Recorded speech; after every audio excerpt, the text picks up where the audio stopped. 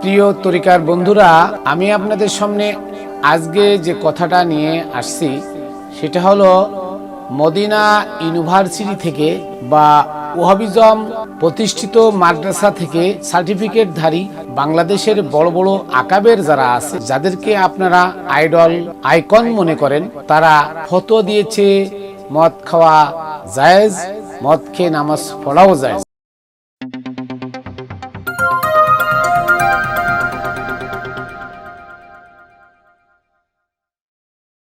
বিসমিল্লাহির রহমানির রহিম।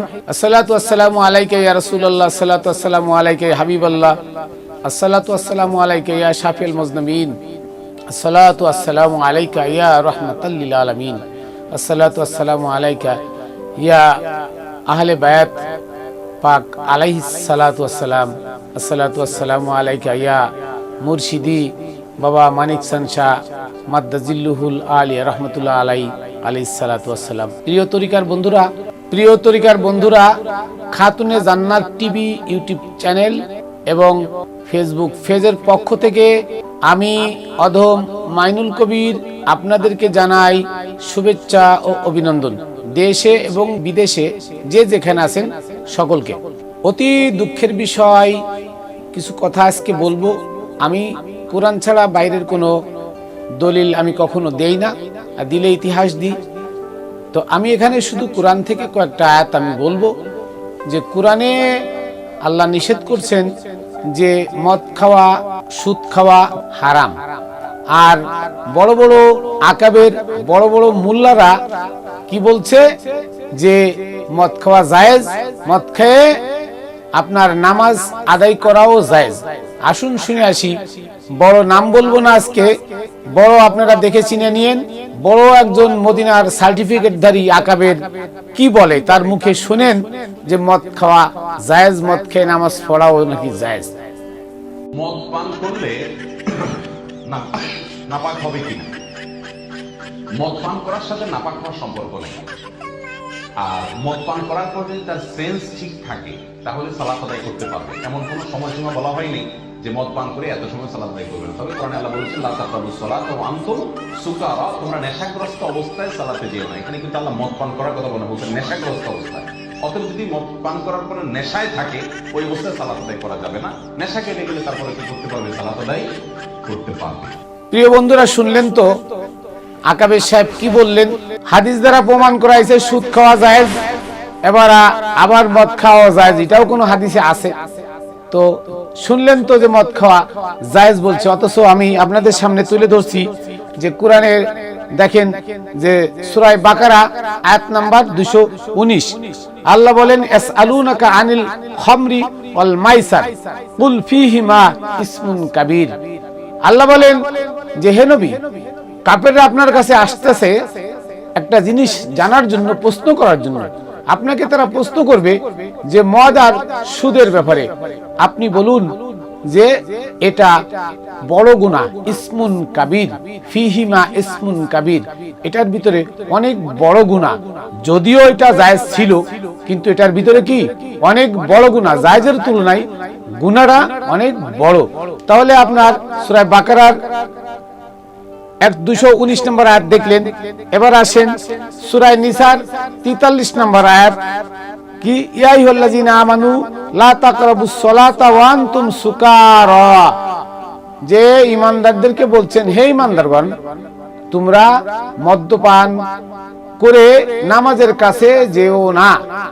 এখন মদ পান করে নামাজের কাছে যেও না, এবং এই মদের আয়াতটা নাজিল হইল মাওলা আলী এক দাওয়াতে গেছিলেন, যেখানে মাওলা আলীকে তোহমত দেওয়া হয়েছে। মাওলা আলী না কি নবীর জামাতা, মাওলা আলী মদ খেয়ে মাগরিবের নামাজ সূরায় ভুল পড়ছে, কাফিরুন ভুল পড়ছে। কিরা? ওই যে মিজানুর রহমান গাজাখুরি এই কথা কইছিল না, নাউজুবিল্লাহ। যে মাওলা আলী মদ খায় নাই, জিনা করে নাই, বেবিচার করে নাই, জীবনে একটা মিথ্যা কথা বলেন নাই, যাকে বলা হয় সাদিকিন সিদ্দিক, এই মাওলা আলী হচ্ছেন সিদ্দিক আকবর, আর কেউ দ্বিতীয় সিদ্দিক নয়। আবু বকর হলো বুয়া সিদ্দিক। তাহলে এই আজারি মিজানুর রহমান গাজাখুরি সে মাওলা আলীর নামে তোহমত লাগাই আজকে সমাজে মাওলা আলীকে ছোট করলো, নাউজুবিল্লাহ। যে মাওলা আলীকে নিয়ে আল্লাহ বলছেন ওয়াইলদাহু ইলমুল কিতাব কোরআনে যাকে বলা হয়েছে যে জ্ঞানের সাগর বা জ্ঞানের শহরের দরজা, বা যার কাছে মানে হাকিকি জ্ঞান আছে, সেই হচ্ছেন মাওলা আলী, যিনি হচ্ছেন জিন্দা কোরআন। সে মাওলা আলী এই মদ খাওয়া অবস্থায় নাকি নামাজে আয়াত ভুল পড়ছে, নাউজুবিল্লাহ, শুনছেন তো? তো এই কথা বলবো না, এরা বড় বড় সার্টিফিকেটদারি সমাজে এরা একটা বলে ফেললে সেটাই মিথ্যা কথা বললো, সেটা সত্য বলে আপনারা প্রমাণ করে ফেলেন, আপনারা বিশ্বাস করে ফেলেন। আপনারা এই সমস্ত আকাবেরদের কথা বিশ্বাস করেন না। এবার আসুন দেখি যে তাহলে বলছেন আল্লাহ যে লা তাকরাবুস সালাতা ওয়া আনতুম সুকারা, ইয়া আইয়ুহাল্লাযিনা আমানু লা তাকরাবুস সালাতা ওয়া আনতুম সুকারা, যে তোমরা নামাজের নিকটেও আইসো না, সালাত মানে সালাতের নিকটবর্তী হও না মদ্যপান অবস্থায়। তো দেখুন এখানে আপনার গেল সূরা নিসার 43 নম্বর আয়াত। এবার আসুন সূরা মায়দার 90 নম্বর আয়াতে বলি, ইয়া আইয়ুহাল্লাযিনা আমানু ইন্নামাল খামরু ওয়াল মাইসারু ওয়াল আনসাবু ওয়াল আজলাম রিজসুম মিন আমালিশ শাইতান ফাস্তানিবুহু লাআল্লাকুম তুফলিহুন। হে মুমিনগণ, নিশ্চয়ই মদ, জুয়া, প্রতিমা বেদী ভাগ্য নির্ধারক তীর সমূহ তো নাপাক শয়তানের কর্ম।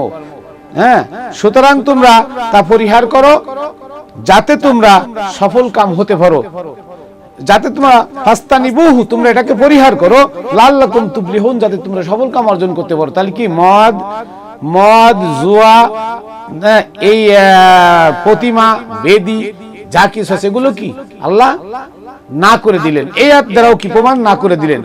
তাহলে উনি কই পাইলো মদ খাওয়া জায়েজ, মদ খেয়ে নামাজ পড়াও জায়েজ? আবার দেখেন সূরা মায়দার 91 নম্বর আয়াতে আছে, ইন্নামা ইউরিদুশ শাইতানু আইয়ুকিয়া বাইনাকুমুল আদাওয়াতা ওয়াল বাগদা ফিল খামরি ওয়াল মাইসার।